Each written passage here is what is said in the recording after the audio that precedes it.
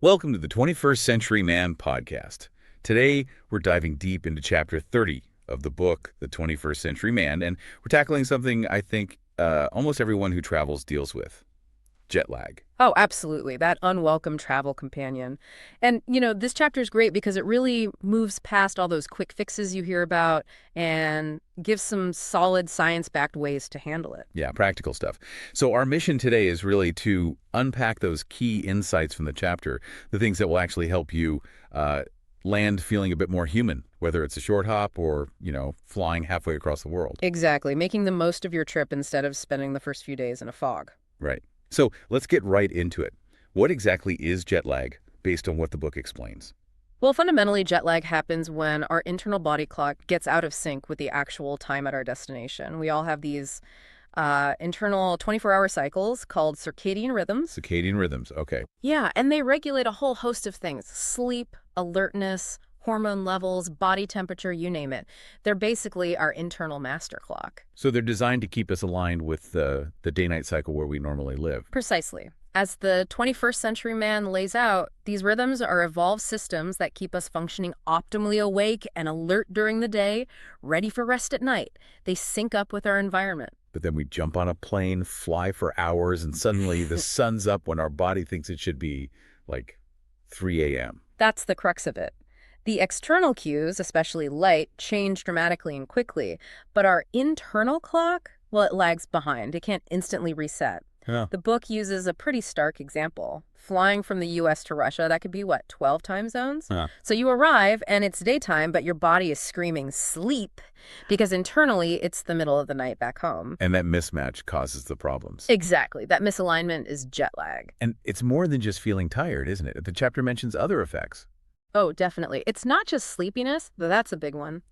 The book details how it can lead to reduced cognitive performance trouble thinking clearly, concentrating, which is a real issue if you're traveling for work. Sure. And also things like gastrointestinal problems, maybe feeling a bit off, mood changes even. It really throws your system off balance. Okay, so it's this internal versus external clock conflict. Now, the chapter puts a huge emphasis on the power of light exposure. Why is light so critical in all this?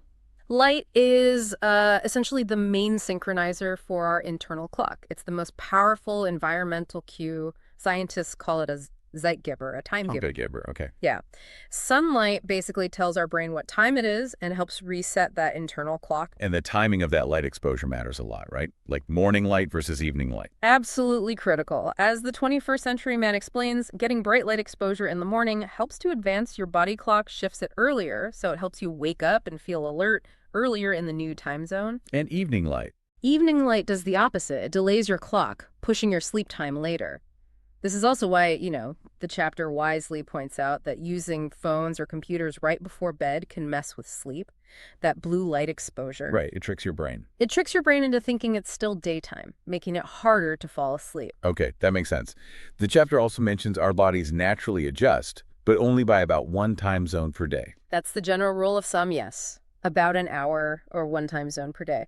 But as the book correctly notes, there's a lot of individual variation. Some people adjust faster than others. That's why actively managing light exposure is so powerful. Got it. All right, let's make this practical. The book talks about strategies for shorter trips, say, crossing up to 3 time zones. What does it recommend if you're flying east, like from LA to New York? Right, eastward travel is generally considered harder because you're losing time. For a trip like LA to New York, the chapter suggests being proactive. The key is getting bright light exposure in the morning before you even leave. Before the flight? Yeah. Ideally, for a couple days before, try shifting your sleep schedule maybe half an hour earlier each day and really make a point of getting that morning light. Then, on the day you fly, shift another half hour if you can and get more morning light. You're essentially giving your clock a head start in adjusting to the destination time. So pre-adjusting. That sounds smart. What about going the other way, flying west for a short trip? New York to LA, for instance. Westward travel is usually a bit easier. Our bodies naturally find it easier to delay our sleep cycle than to advance it. For this, the chapter recommends getting light exposure as late as possible the evening before you fly. And maybe try going to bed an hour or so later than usual that night. Okay, so lean into staying up a bit later. Exactly. Often, just that one night of adjustment before flying west can make a difference. And what if life gets in the way and you don't manage that pre-trip prep? Is there anything effective you can do upon arrival for these shorter trips? Yes, definitely. The book offers a simple backup plan. After you arrive, make sure you get about half an hour of bright light exposure each morning. Keep doing that daily until you feel like you've adjusted. It might take a few days, but it still helps nudge that clock in the right direction. Okay, good to know there's a post-arrival option too. Now, what about the really long hauls? Crossing 4, 5, 6, or more time zones. The book says figuring out the light exposure gets trickier then. It absolutely does. When you're crossing that many time zones, the timing of when to seek light and when to avoid light becomes much more complex and, frankly, counterintuitive sometimes. Getting it wrong can actually make your jet lag worse. Oh, wow. Okay. But this is where the 21st century man really shines, I think. It doesn't just say it's complicated, it points you towards some really helpful resources. Like what? It specifically highlights a website called JetLagRooster. That's JetLagRooster.com. It's free. You just plug in your flight details, your usual sleep times, and it generates a personalized light exposure schedule for you. That sounds incredibly useful. It is. And it also mentions an app called Entrain, which does something similar based on mathematical modeling of circadian rhythms. These tools calculate the optimal times for you to get light, and crucially, when to avoid it, maybe suggesting wearing sunglasses indoors or using a sleep mask at certain times. So they take the guesswork out of it for those complex trips. That's great. The book includes that. What about those super short business trips across many time zones? Like, say, a 3-day trip from LA to London and back. Yeah, those are tough. For very short trips like that, where fully adjusting your body clock just isn't feasible in the time you have, the book suggests a different approach. Instead of trying for a full circadian shift, the focus should be more on managing alertness when you need to be awake. Using things like caffeine, maybe? Exactly. Using strategies like caffeine strategically to boost alertness during your required waking hours at the destination, rather than attempting a full and likely futile clock shift. Oh, okay. Let's talk about another tool the chapter discusses. Melatonin. It comes up a lot in relation to sleep and travel. How does the book position it for jet lag? Right, melatonin. The book explains it's a hormone our body naturally produces in the evening, signaling that it's time to wind down and sleep. Taking supplemental melatonin can help with sleep, yes, but for jet lag, its main benefit is helping to shift the body clock. Okay, so it actually helps the adjustment process. It can, yes. The chapter notes it's generally most effective for eastward travel when you need to advance your clock, and particularly powerful when combined with the light exposure strategies we talked about. It's not really a magic bullet on its own, but part of a combined approach. And how does the book recommend using it? Is there a specific timing or dose? Yes, the advice is quite specific. Take it between 10 p.m. and midnight, according to the destination's local time. And interestingly, the book emphasizes that small doses like 0.5 milligrams are often just as effective as the larger 3 or 5 milligram doses you commonly see, but with potentially fewer side effects like grogginess the next day. Half a milligram. Okay. Yeah. That's much smaller than typical tablets. It is. You might need to split tablets or find lower dose formulations. But the key point, and the book stresses this, is the caution. Melatonin isn't for everyone. It can interact with certain conditions like epilepsy or medications. So definitely consult a doctor or pharmacist before you start using it. Good advice. Always best to check. Now, the chapter also makes a point of distinguishing jet lag from something it calls travel fatigue. What's the difference there? That's a useful distinction. Travel fatigue, as the book describes it, is more about the general wear and tear of the journey itself. The hassle of airports, security lines, sitting cramped on a plane for hours, maybe interrupted sleep due to announcements. It's the physical and mental exhaustion from the process of traveling. Ah, okay, so separate from the internal clock being messed up. Exactly. Jet lag is specifically the circadian disruption. Travel fatigue is the general tiredness from the journey. You can have one without the other, or often both together. And does the book offer tips for just that travel fatigue part? It does, and they're refreshingly simple, basically. Avoid alcohol during and right after the flight as it dehydrates you and disrupts sleep. Drink plenty of water instead. Stay hydrated. Makes sense. And upon arrival, taking a shower can be surprisingly revitalizing.